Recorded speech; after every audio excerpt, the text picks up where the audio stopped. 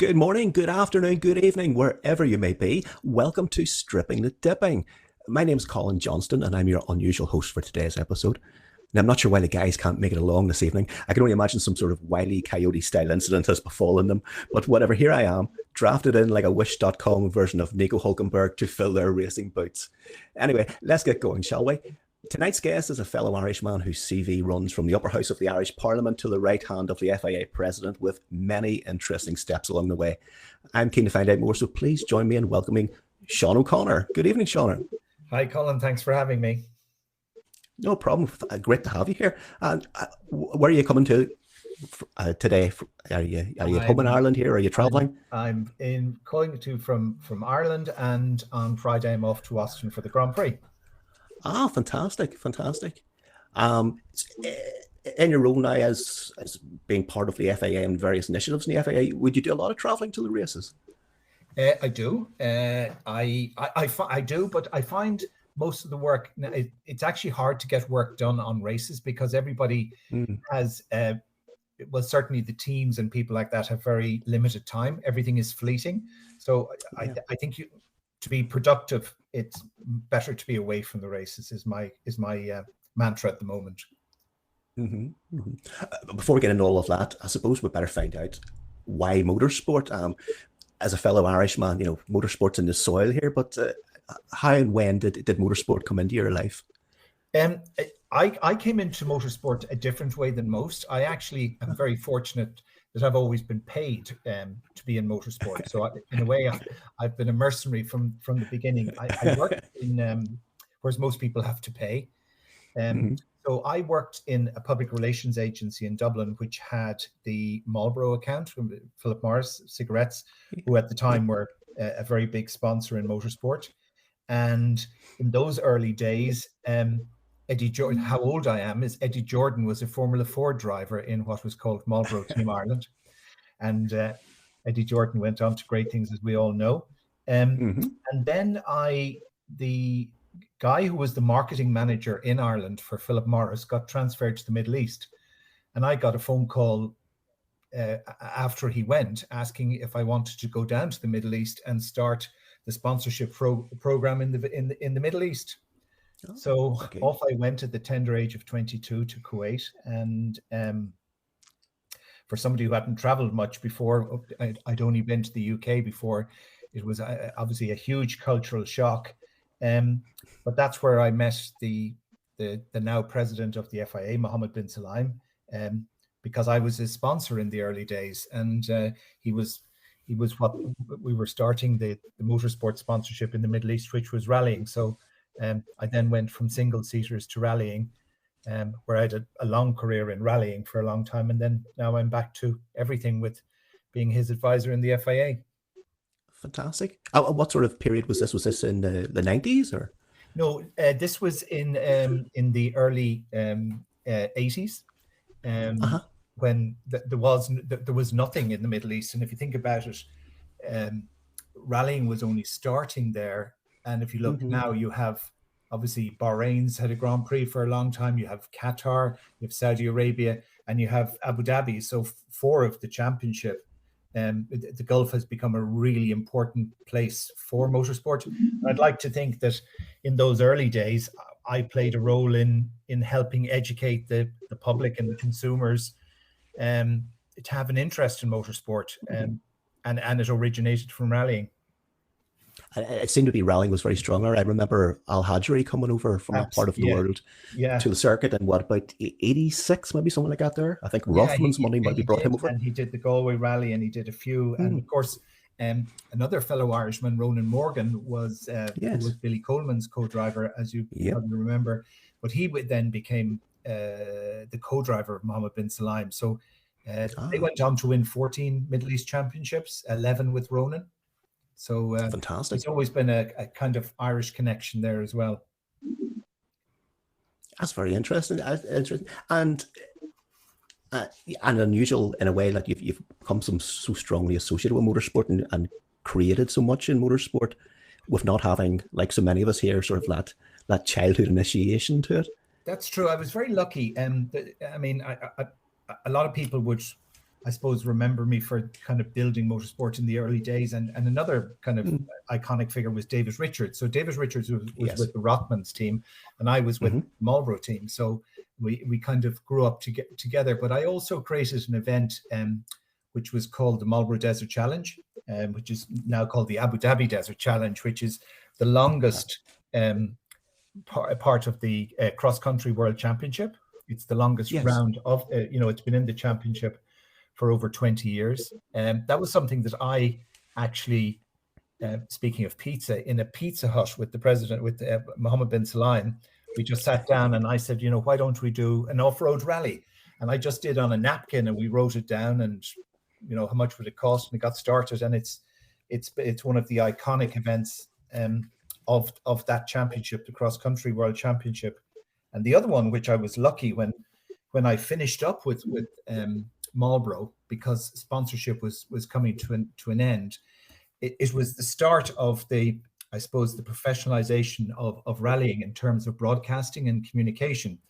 And actually, speaking of David Richards, he had taken the rights to develop the championship. And I then decided to, because I'd never finished a degree, I'd done a diploma, and I'd always had this thing. So I went back to do what they call a research master's, but I took the World Rally Championship and the television of the World Rally Championship as the subject, which I got a huge amount of data, and I got to understand the value of research in motorsport, because quite often there isn't a lot, and it's hard for researchers to get information because motorsport by its nature is quite secretive, and teams and sponsors and people don't want to give information away.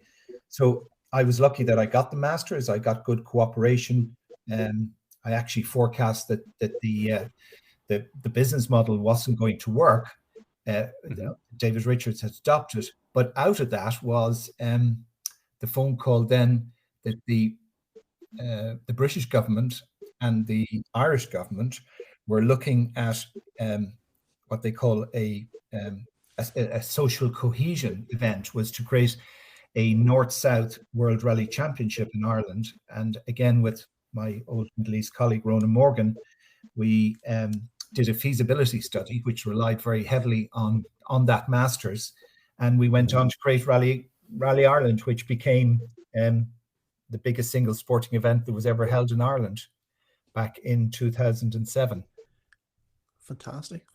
And you've been involved, it's been such a period of development, because effectively, talking about the Rally Raid event that you were involved with, you were starting that really at a time when really the only thing like that was the Dakar. At that stage, it wasn't really a sense that Rally Raid was a thing, a championship organized multi-event thing. Yeah, it correct. And the way I looked on it is that rallying, if you look at the terrain in the Middle East, it's soft sand and desert. And there's, you're bringing these very expensive rally cars from Europe,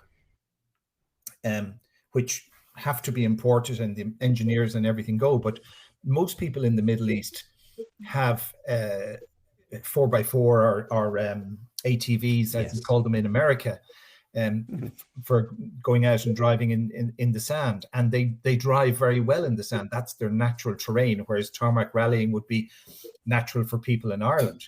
And I said, we really need to create an event that's suited to the local environment and the local people. So it started off as I suppose a regional event to attract local drivers in cars that they built locally rather than importing them. And as they say, the rest is history. It's been a great success. Fantastic. And again, you're playing to the strengths of the local environment there with the Rally Raid event, playing to the strengths of Irish rallying then when this fantastic World Championship round was created and came to the island of Ireland. I suppose in a sense, a supersized version of our Circuit of Ireland rally for a world market. It was. And the one thing is, because it was, everything was stacked against us in a way, because Ireland is a tiny country. And, the conventional wisdom at the time was, it's a small car market. They shouldn't get it. We'd be better off to go to the United States or somewhere where, the manufacturers sell a lot of cars. So we deliberately leverage the, should we say, the history of division. And Max Mosley, who was the president of the FIA at the time, his own family background was quite political, as most of your listeners will probably know, with his father. He immediately saw the political context and the political opportunity for the FIA to get in and be seen to help build the peace through that something that, we talked earlier about rugby. Rugby cannot be held in both. The team might be from the two jurisdictions, but the great thing about rallying is it can cross borders easily.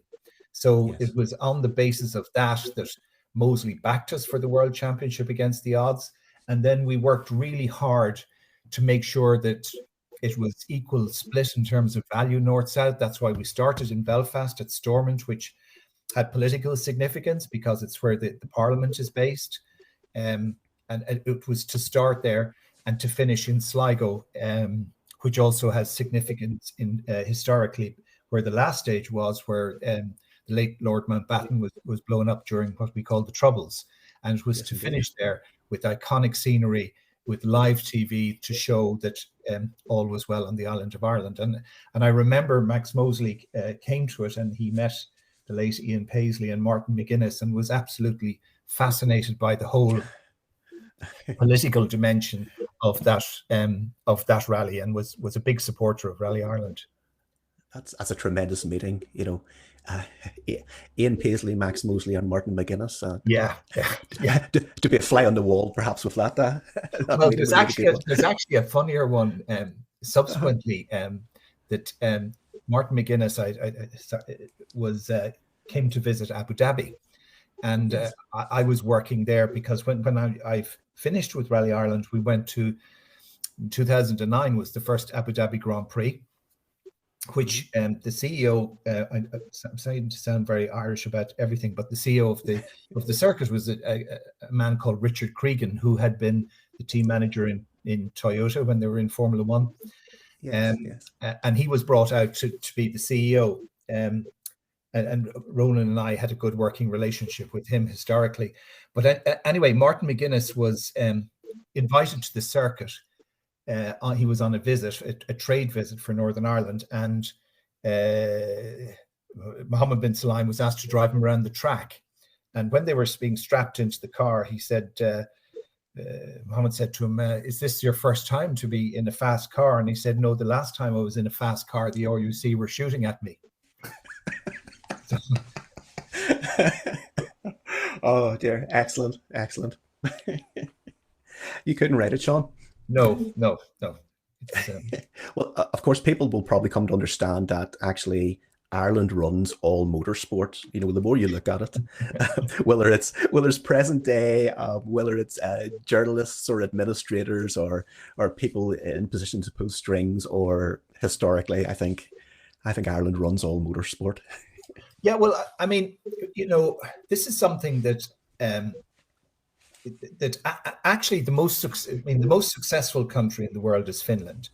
If you look at it has a similar population to Ireland, but they've won so many world championships in rallying and in F1, and they have a really good attitude. They have for over 20 years treated motorsport like an Olympic sport. It's been part of the Olympic setup. So if you were a good rally driver or whatever, you got taken into the state system in the same way as a track and field or anybody else. So the Finnish mafia has been very successful in pushing that they always want to have the next generation of a Finn in the business.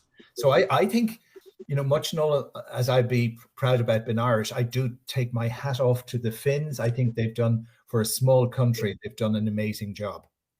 Mm-hmm. Indeed. Always a new generation coming through, as you say. Yeah, and the other thing is that, places like China is hugely underdeveloped in motorsport. I mean, Finland would have more competition licenses.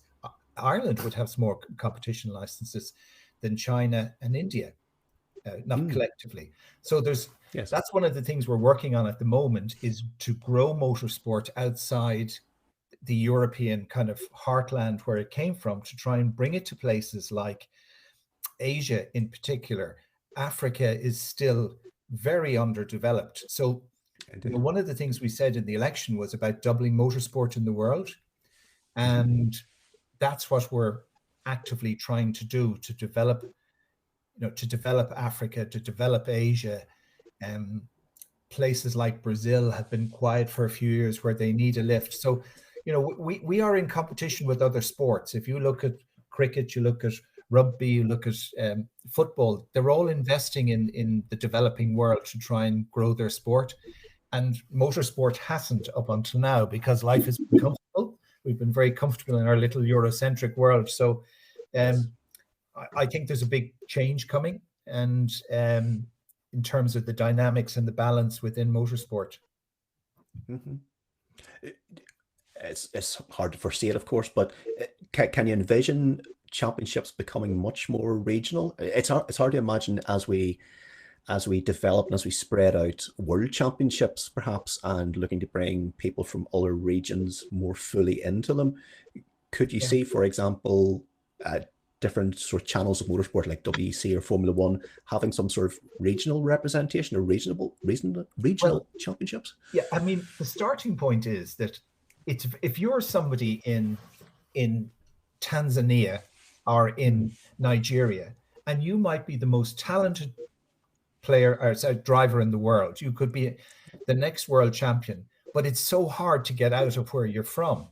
So what we're looking at doing is to create more regional events. We're going to kind of giving it away. It's going to be announced at the end of the year, but we're going to have a big change in karting.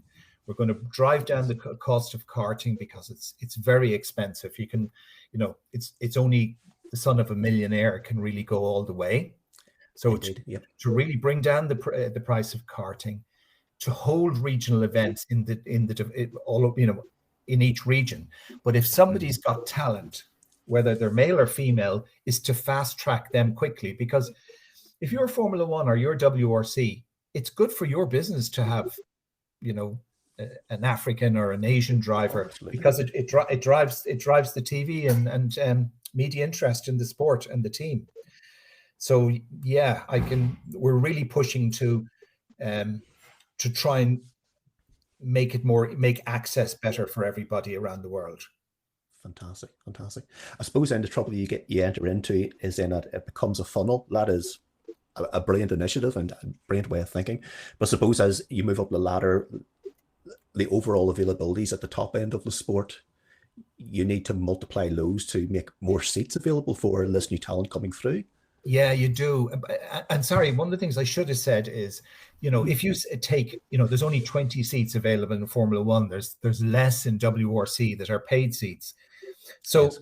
But there's lots of other jobs in motorsport, and this is one of the other things we're pushing. For example, we've started as an experiment this year an engineering scholarship with Cranfield in the UK, who have a lot of connections with motorsport, and for me, this is it's 50,000 euros a year, so it's a full scholarship, flights, accommodation, everything is paid.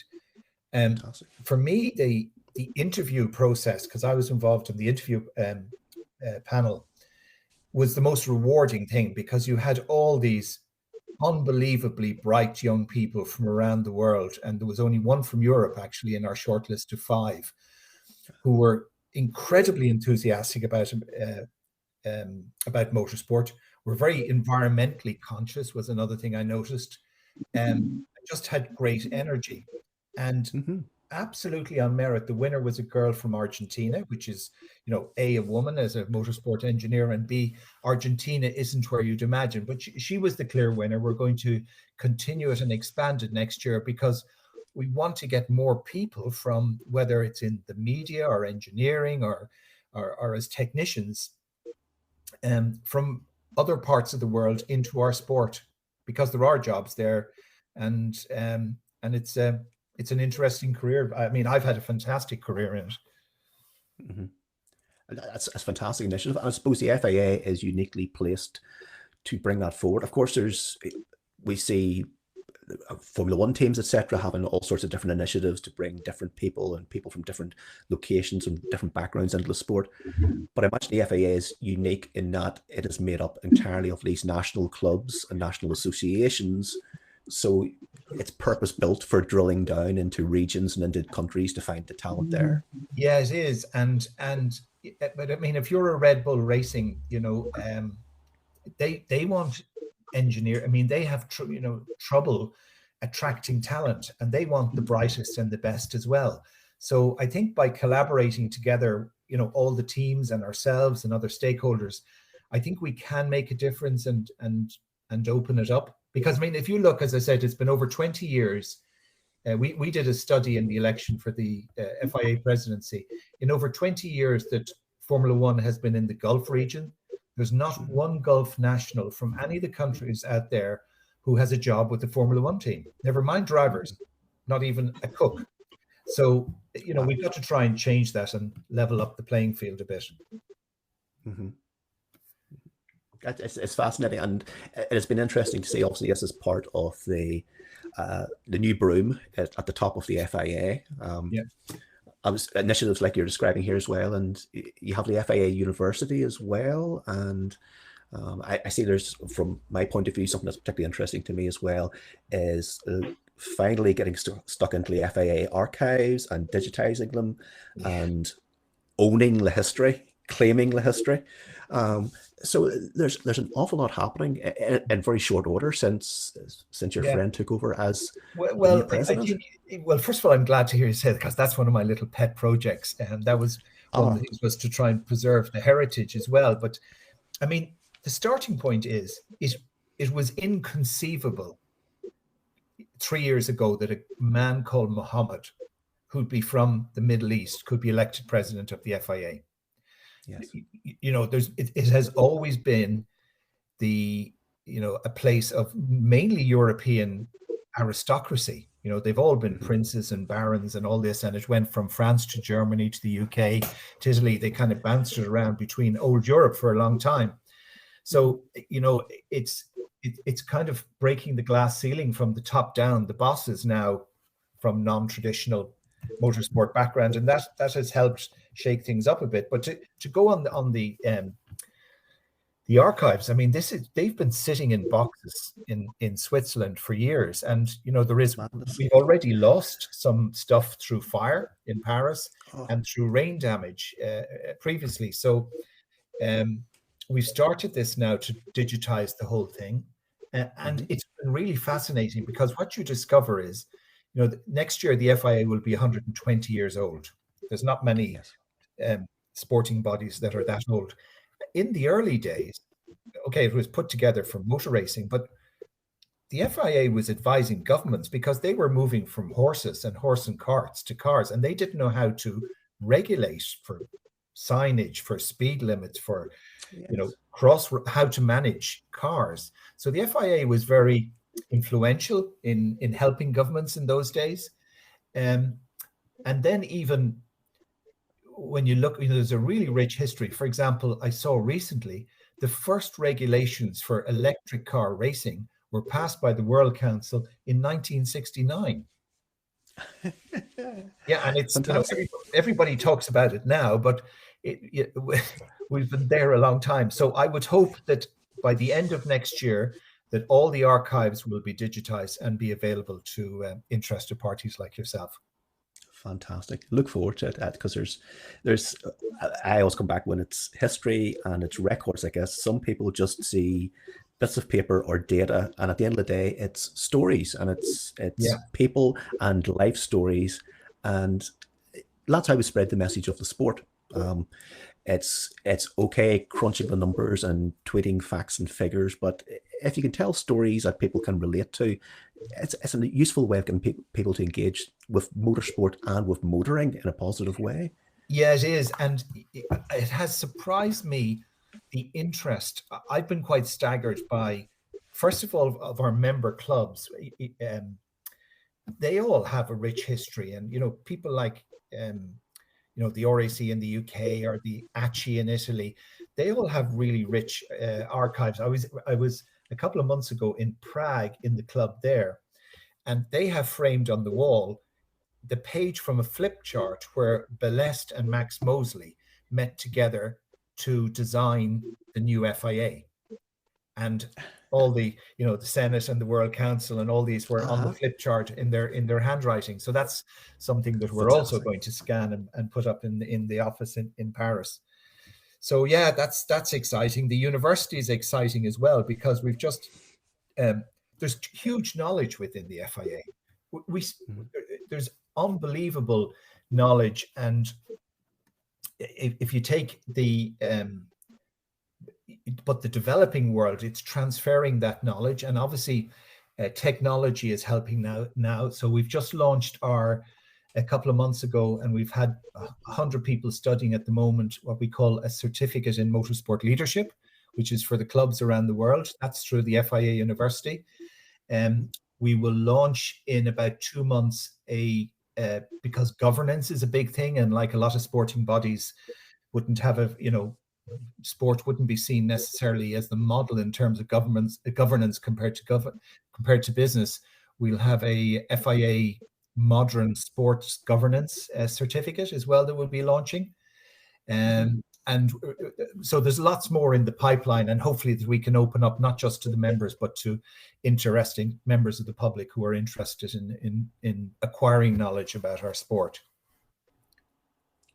Fantastic. It all seems positive, and it's in a way catching up with the times. The FAA moving forward and sort of embracing the modern age and looking outwards around the world and towards the future.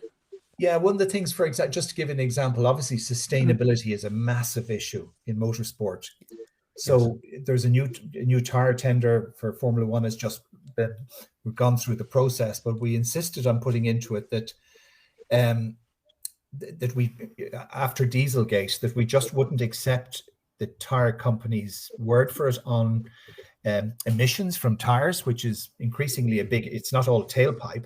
It's less than 1% of Formula One's carbon comes from the exhaust of cars.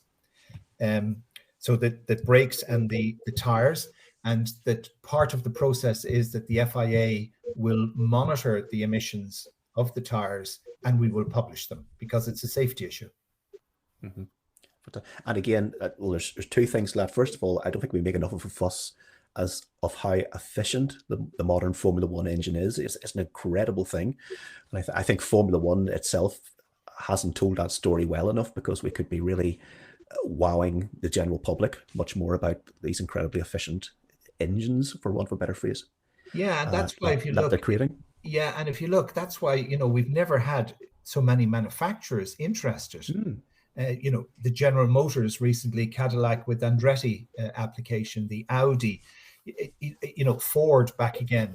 And it's about technology that attracts them. It's not the racing, it's the technology. Yes. And what they call the power unit that attracts them. So and I do think, by the way, that the Netflix has really helped drive the interest in motorsport globally, particularly in the United States. I know, like, my own daughter now is an avid fan who would never have thought of, would have had no interest before. But like many of that generation, it was Netflix that got her and her friends into the sport. It's an interesting one, and I'm in a bit of a quandary about the whole Drive to Survive thing. It is a fantastic thing. It's been a phenomenon, and it's been fantastic for the sport. I do wonder how much of that we're rather simply redressing the balance from the fact that the sport, Formula One in particular, has disappeared behind paywalls over the last 15 years. And perhaps, Drive to Survive is doing a good job, but perhaps in some ways it's correcting an ill from the last 20 years. True. And that's the other thing that in my job, I'm very mindful of. You asked me earlier about going to the races. For the bulk of the world, it's not about Formula One. It's about national rallying, or national karting, or hill climbs. Yes. That's where, that's where most of motorsport takes place. And they actually are that's much more important to them than the Formula One World Championship. And it's to support those people that's gets me out of bed every day more than Formula One, because that's where the growth is going to be, and that's where the fun is. Yes, oh, absolutely. Absolutely. And it's getting people out to engage with that and moving away from their screens, be it, Yeah, yeah, falling on Twitter, Drive to Survive or whatever, getting out and smelling motorsport. Um, yeah. and I That's suppose the other it's thing. how you make that connection, but I suppose it's how you make that leap for somebody who's engaged with it through social media, Formula One, through social media or Drive to Survive. It's how you get them to make that step to be at, wherever, Yas Marina for a national event or Craig Antlet Hill Climb. Yeah, I mean that's the other thing. I just to get in before we finish is talking about social media has been good and bad, and Mm-hmm.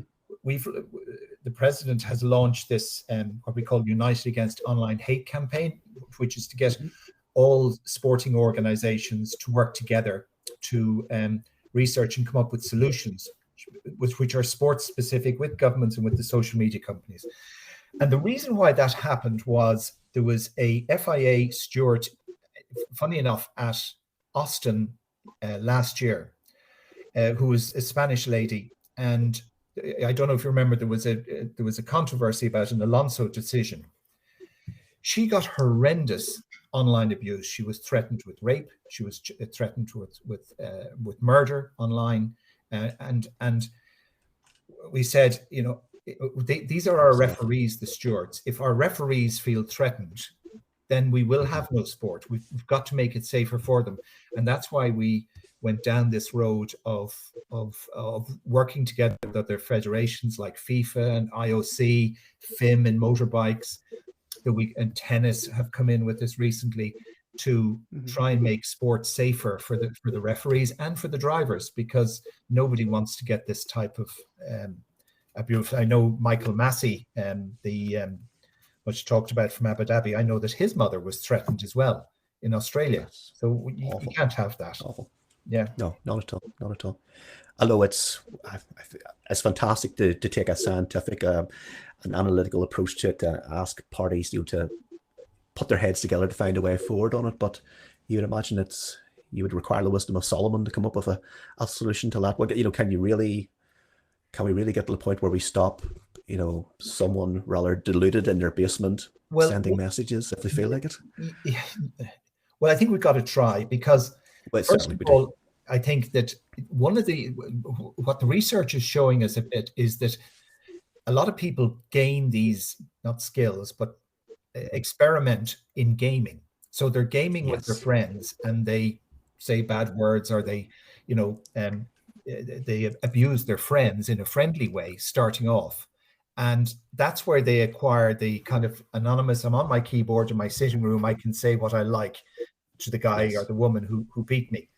So what I think we will be looking at initially is to educate young drivers, karters, and we're going to be much more karting focused going forward. That to get your license and to compete, you've got to have done the course about good sportsmanship. So hopefully we can make a bit of, at least on a driver level, start with them young. Fantastic. It'd be really interesting to see how that worked, because, as you say, it is much needed, because it's there's been horrific instances as you mentioned, and just for the regular person as well, engaging with social media, there's always that low level of bubbling along of nastiness that you have to sort of tread around as you go about your business. Yeah, well, it's interesting you say that. One of the things we now have an artificial intelligence supplier who removes the offensive stuff from our website. But what has happened as a result of that is when you take the toxic people out, and they're actually quite few in number, but they're very, I suppose, high volume in terms of their postings. When you take them out, other people then start to go back because they feel it's a nicer place to be without all the toxic comments. So when you take the nasty people out, your numbers go up because other people feel it's a more pleasant environment to be. Fantastic. Yep. Fingers crossed that all moves forward and it has fantastic positive outcomes for all concerned. Fingers crossed. You touched on it earlier as well, about growing motorsport and moving forward. I suppose we should perhaps touch on the fact, and you mentioned as well about Cadillac. We should maybe touch on the Andretti thing. That has been an interesting thing to watch, and we have now reached this sort of Andretti's on the bridge between being in Formula One and not being in Formula One.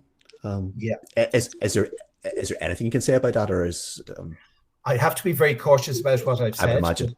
I would Um, imagine. but I would say that the process that we did to evaluate all the teams was really rigorous. It was months and months and months of very dedicated engineers and lawyers and accountants and all kinds of people going through the process. So it was very, very rigorous. And Andretti were the only ones who passed, ticked all the boxes.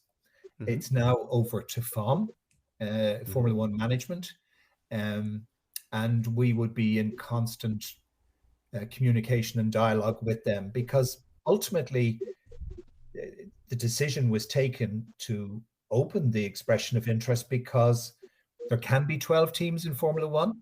There's only 10 at the moment. The FIA's position has been, in an ideal world, we'd like a team from the United States and a team from China, if we could, as the 11th and 12th, not necessarily in that order. But the General Motors and Cadillac and Andretti will be good for motorsport. We should be throwing rose petals in front of them to come into our sport. Indeed, yes, undoubtedly. And you'd imagine in years gone past, that would have been the case. That yeah, indeed. it's rather paradoxical nowadays that there's potentially a new engine supplier, and never mind a constructor, and with the heritage that Andretti has as well. People in the past would have been falling over themselves to have them in the sport. Yeah, and it is rather curious, and especially when motorsport in the United States is absolute, especially Formula One, with Vegas and coming on board now. I mean, the interest is at an all-time high, and hopefully it all works out well. Obviously, I'll be hearing more when I go to Austin this weekend, and it's certainly taken up a lot of my time over the last few months. I'm sure it has. Growth then, America seems to be on the rise for various reasons: Drive to Survive, Andretti, etc., etc. What about the like of China? What about the like of India? In terms of the top end of the sport, can you see any moves from those regions towards being involved in the top end of motorsport? Yeah, I do. I think that I first of all think COVID kind of stopped everything, and the world is still resetting from COVID. Mm-hmm. I think all things electric are of interest to Chinese. I mean, look what's happening in Europe now with the Chinese manufacturers. I mean, I drove recently what was the biggest Volkswagen dealer in South Dublin is now BYD. I never heard of BYD 2 years ago. So crazy. Yeah. I think that the Chinese interest in batteries and electric, even for example, take rallycross. Mm-hmm. I think that I can see that developing in that part of the world, which is based on their business needs and what they want to do as a society and their sponsors and manufacturers. So I think I can see a bright future for China, but I think it's going to be electric. Mm-hmm. I think that India is like a sleeping giant because there's so much technology. It's a technology hub. A lot of our, for example, applicants for this year's for the motorsport engineering are coming from India. We've Formula E been there as well, which was successful last year. And the club in India is making a lot of efforts through karting to let people arrive and drive, so that you don't have to buy your own car to arrive and drive, or to just auto test with their own cars and at least get them in. That way. Brilliant. It's amazing because auto testing and rallycross, albeit electric, they're things that were the gateway drug for so many of us in Western Europe, maybe 30 or 40 years ago.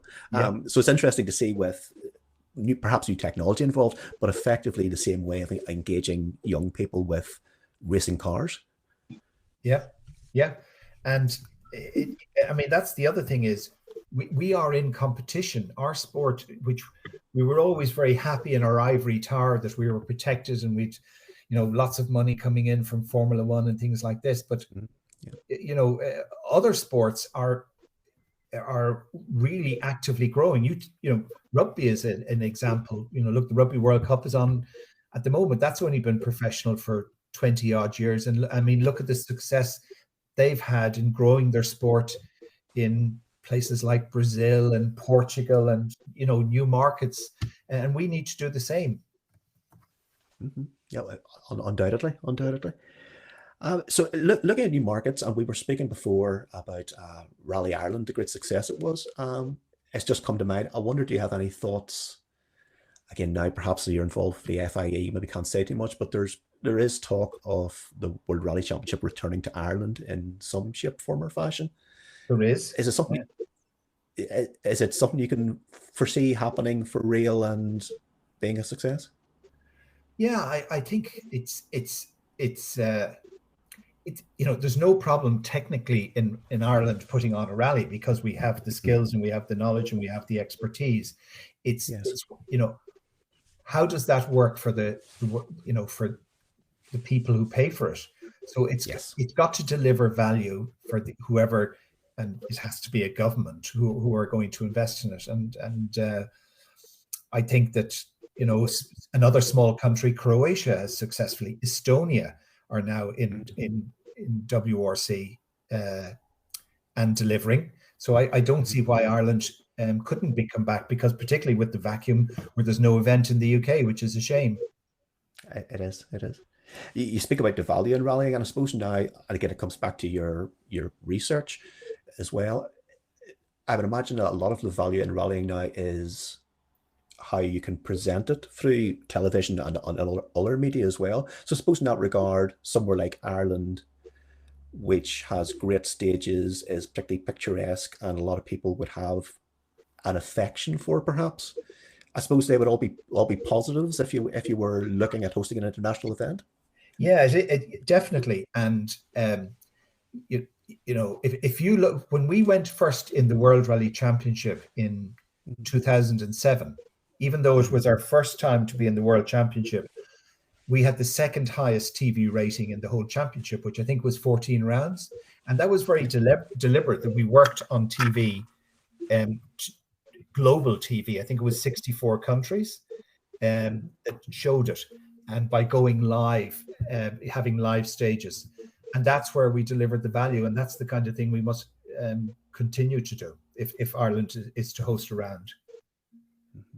Fantastic. Well, fingers crossed, because international motorsport belongs in Ireland. It has for the last 120 years. So every time we can bring the world to Ireland to race cars and bikes, is a good thing. Well, the other interesting thing was recently, because the Gordon Bennett races, I'm sure you're familiar with it, is part of our heritage. But I was in the Automobile Club of France, which is next door to the FIA office in Paris there. And they actually have the Gordon Bennett trophy because they won the last Gordon Bennett race. So it's actually in their boardroom there. So for me, it was quite nostalgic to actually go and see that. It was real rather than, Fantastic. Yeah, I've been chasing it over this last couple of years, and but it's wonderful to go down there and visit the circuit when you know a wee bit of history. It's wonderful to go down there to Kildare and trace the route and see the roads. Roads rather like they were back in the day. Still, it's very easy to imagine the great racers of 120 years ago down there. Yeah, and that goes back to the thing about the heritage. We have a very proud heritage. We have contributed to the development of an industry, which is, somebody said to me recently, 10% of global GDP is around the automobile. If you look at, most childs, one of their first toys, apart from a teddy, later on is a car. So, and there's great changes going on in the mobility side of the world, and we have to be part of it, and we have to be relevant. Indeed, yep, and that's why I think we need to, as you guys do, keep spreading a positive message about personal mobility and the car, because as you say, we're entering a period where ownership models will change and the vehicles will change and restrictions will be put upon individuals using their vehicles. And I think we need to fight the corner for that, not only for our personal mobility, but for but as you say, GDP, but also the joy that personal mobility brings to so many people. It does, yeah, exactly, yeah, and we're very focused, and that's the good thing, because